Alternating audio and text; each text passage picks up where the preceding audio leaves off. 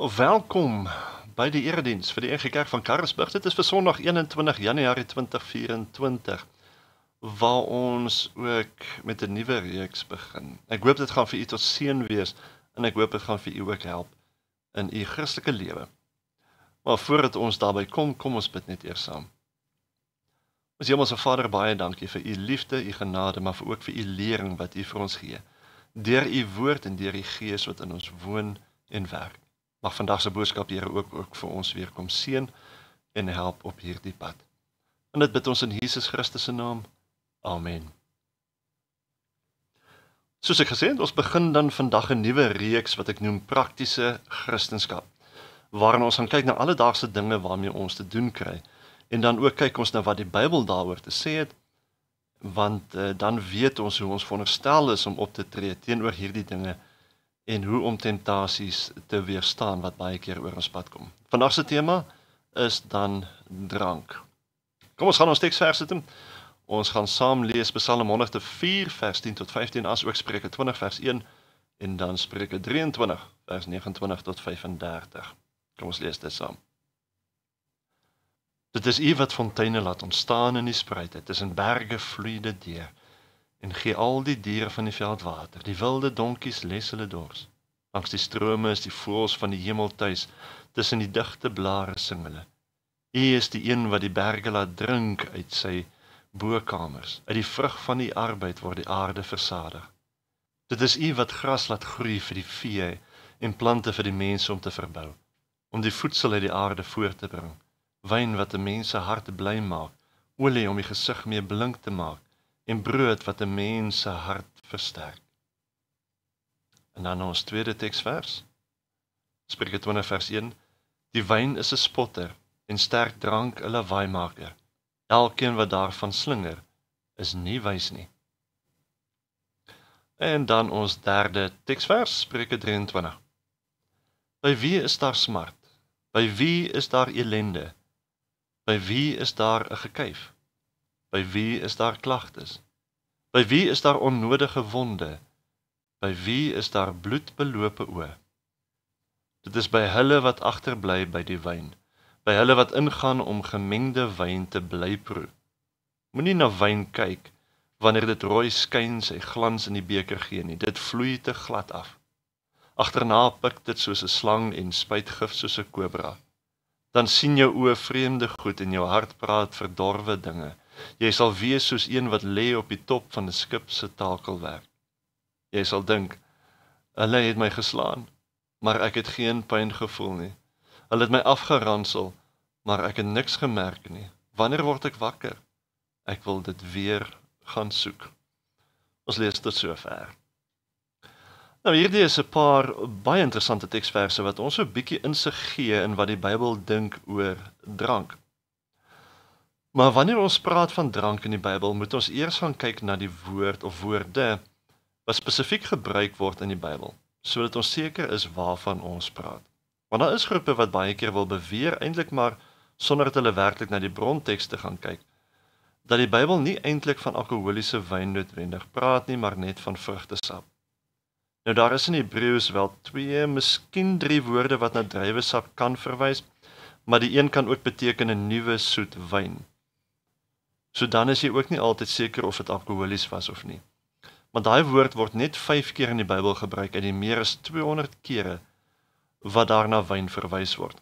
Die ander woord kom 19 keer voor en beteken net druiwewyn, wat ons ook nie noodwendig weet of dit alkoholies was of nie. En die ander een verwys weer na wyn wat net partykeer alkoholies was. In Hebreëus is daar 8 woorde wat gebruik word en die eerste ene is yayin. Wat verduidelik word is from an unused root meaning to effervesce, wine as fermented, by implication intoxication, banqueting wine. En hy word 'n totaal van 140 keer in die Bybel gebruik. Yayin vind ons die eerste keer al in Genesis, waar Noag homself dronk gedrink het. Hierdie is dan ook die belangrikste woord oor die drank in die Bybel, aangesien dit die een is wat die meeste gebruik word. Yayin is ook belangrik vir die Nuwe Testament, want die woord wat in Grieks gebruik word, verwys na hierdie alkoholiese wyn. Die ander Hebreëse woord vir wyn is tirosh,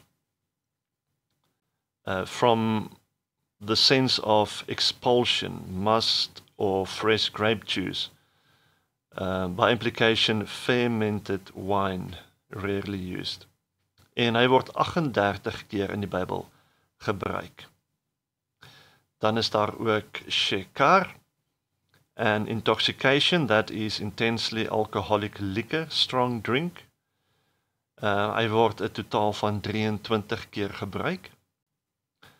Dan het ons ook shamar, wat na 'n fermente wyn verwys, 'n pure rooi wyn. Hy kom 7 keer voor. Dan is daar ook een wat ek nogal hou om van uit te spreek, mamsak. Is a mixture that is specifically wine mixed with water or spices, a drink offering mixed wine, en hy kom 2 keer voor. Dan is daar ook sobe,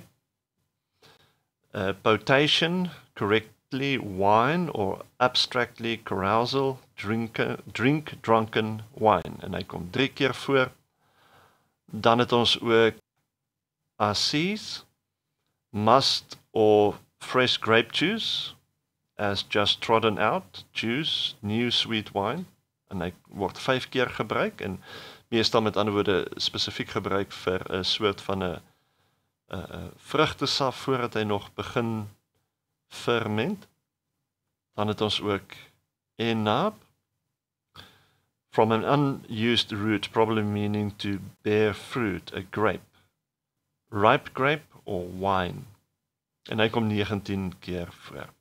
Nou wat die Grieks in die Nuwe Testament betref, is dan eintlik net 2 woorde wat albei na alkoholiese wyn verwys.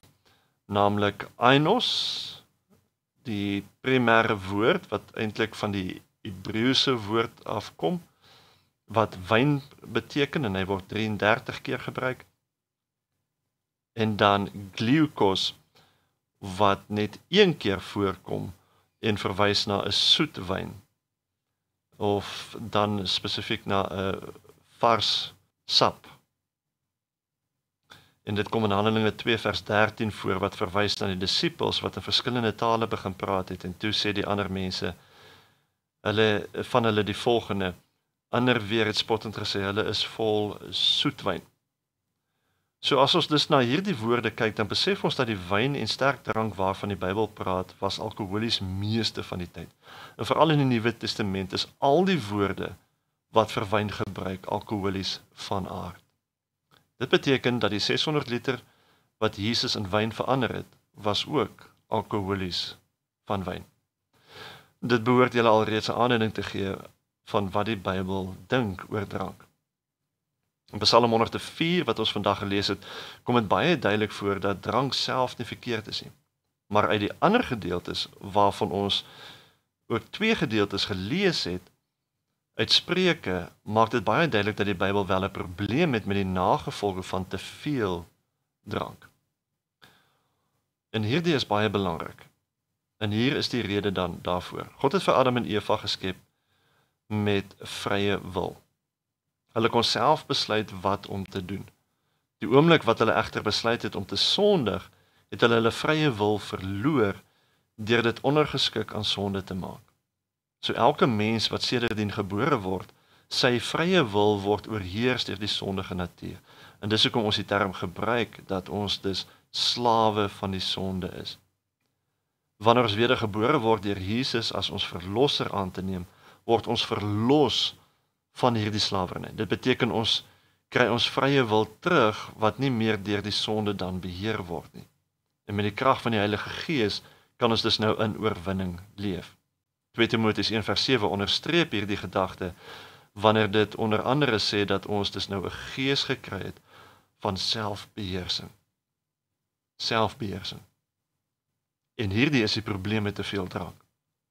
Wanneer jy dronk is, gee jy jou vrye wil en jou selfbeheersing prys. Jy gee die sondige natuur weer beheer terug oor jou vrye wil. Oor dit wat jy sê en dit wat jy doen. En dit is nie kenmerkend van Jesus en daarom van 'n Christen nie. En ons ken ons mense. Ons is lief om te kuier. Maar kan nou al ook vir jou sê, ons mense is ook te lief om te veel met drank te kuier. Ons het dit veral baie op universiteit gesien, waar studente dink hulle is vry en daarom nou sommer te veel drink. Dis wat die wêreld aan hulle probeer vertel. As jy te veel kan drink, dan is jy vry. Maar dis 'n valse vryheid. Dit bring slawerny en negatiewe gevolge. Dit is nie vryheid nie. En ons kan onsself mos tog nie 'n Christen noem, net om elke keer te veel te drink en onsself beheersing, wat eintlik van die Heilige Gees afkom, te wil prys gee en onsself weer slawe van die sonde maak nie. Dit pas nie, en dit hoort nie. Spreuke 20 vers 1 sê, die wyn is 'n spotter, en sterk drank 'n lawaaimaker. Elkeen wat daarvan slinger is nie wys nie. So per definisie van die Bybel en bewyse van logika, kan ons met ander woorde verklaar dat as jy te veel drink, dan is jy dom, want jy is nie wys nie. Wat jy eintlik moet doen, is om deur die krag van die Heilige Gees met selfbeheersing te leef. Ek beoefen selfbeheersing uit wanneer ek drink, en drink daarom nooit meer as 2 drankies nie. So het 'n vriend in my eerste gemeente my toe gevra om hom te help, want elke keer wanneer hy by die hotel gaan drink, het hy te veel gedrink en dan dinge gedoen wat 'n getroude man nie moet doen nie. So hy vra my toe om hulp. En ek het vir hom verduidelik hoe die Heilige Gees ons help en hoe ons vrye wil werk, en het toe gereeld saam met hom hotel toe gegaan. Ons het elke keer 'n maksimum van 2 drankies gedrink terwyl ons pool gespeel het, en dan huis toe gegaan. So het ek hom gehelp om selfbeheersing in te oefen en nooit meer as 2 drankies te drink nie. Maar vir party mense gaan dit ook nie werk nie. Hulle dalk in hulle lewe al te afhanklik begin word van drank, verslaaf begin word daaraan. Hulle mag dalk dink ek het nie 'n probleem soos die volk wat oor naweke in die strate lê nie. Maar verstaan nou mooi dat alkoholisme het verskillende forme. Jy's nie net 'n alkoholist as jy amper elke dag drink of naweke nie kan opdaag vir werk, omdat jy lê en roes nie. Jy kan selfs net naweke by geleentheid jouself dronk drink, dan is dit nog steeds alkoholisme. 2 Petrus 2 vers 19b sê, 'n mens is immers verslaaf aan dit waaraan jy toegee. So as jy iemand is wat sukkel met alkohol, dan beteken selfbeheersing vir jou om glad nie alkohol te drink nie. En is goed so. Ek ondersteun jou al die pad. Dit maak nie vir my saak dat jy met alkohol gesukkel het nie. Wat vir my saak maak is die feit dat jy selfbeheersing uitoefen en jouself van nou af daarvan weerhou. Vir party is dit maklik om te los, maar vir ander is dit moeiliker. En sulke mense het ons ondersteuning om elke hoek en draai nodig. Ons moet hulle nie skuldig of laat sleg voel omdat hulle dit los nie. Ons moet hulle help. Ons moet saam met hulle bly wees daaroor en vir hulle omgee. Want net soos ons probeer hulle ook Christelik prakties reg leef. En dit is mos nou vanselfsprekend, dat as jy sukkel met drank, moenie by 'n bottelstoer gaan instap nie. Ek was al by partytjies gewees waar daar net drank was. En dan moes ek maar gereeld vir my en van die kinders van hulle koeldrank vir my ingooi. Maar ek sou nie ingee tot te veel drank nie. Ek het baie selfs verskillende koeldranke gemeng sodat mense dink ek drink alkohol, net sodat hulle my nie verder sal pla met meer alkohol nie. Want die selfbeheersing is daar. Ek moet hier afsluit. Al is daar nog so baie wat 'n mens sou kon sê. Maar die punt is dat wanneer jy as 'n Christen wil leef, dan is te veel drank buite die kwessie. Dis onmoontlik, want sê die Bybel, jy kan nie vir 2 baase tegelyk werk nie. Jy kan nie met die een voet in die koninkryk van God wil staan en dan met die ander een in die koninkryk van Satan nie. Te veel drank, dronkenskap, is nie iets wat hoort by ons gemeentelede nie. En ek weet daar's waarskynlik mense wat nou gaan sê, ja, maar ek word nie dronk nie. Wel, so dink jy. Maar vra jou vrou, vra jou man, jou kinders, jou vriende. Hulle sal jou die waarheid vertel. En jy gaan dalk daarteen wil skop en sê hulle weet nie waarvan hulle praat nie. Maar hulle weet. Hulle weet die beste, beter as jy. Altyd beter as jy wanneer dit by verslaafdheid kom.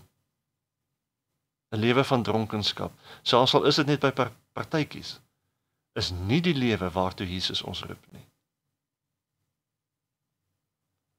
As jy sukkel om van drank dalk los te kom, gaan soek hulp.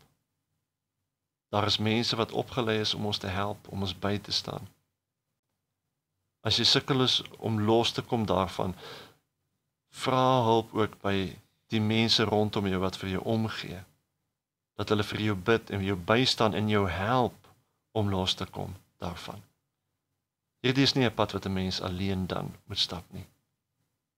Mag hierdie jou ook help en motiveer om prakties jou Christendom beter uit te leef.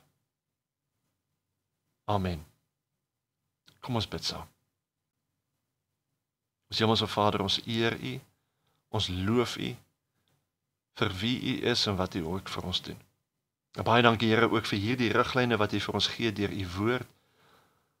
En ek weet Here, daar is dalk heelwat mense wat sukkel daarmee.